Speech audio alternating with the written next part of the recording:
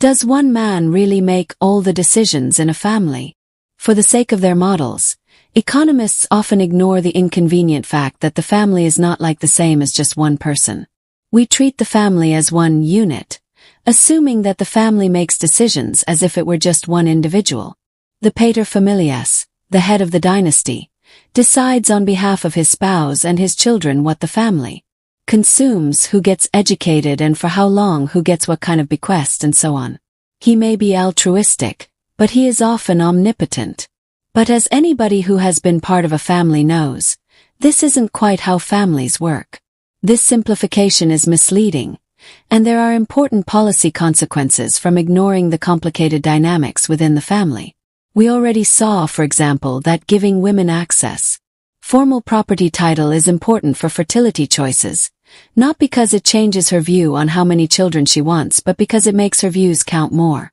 The realization that the simplest model was missing important aspects of how the family works led to a reassessment in the 1980s and 1990s.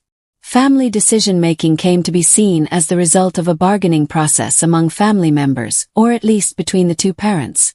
Both partners negotiate over what to buy, where to go on vacation, who should work how many hours, and how many children to have, but do so in a way that serves both of their interests as well as possible.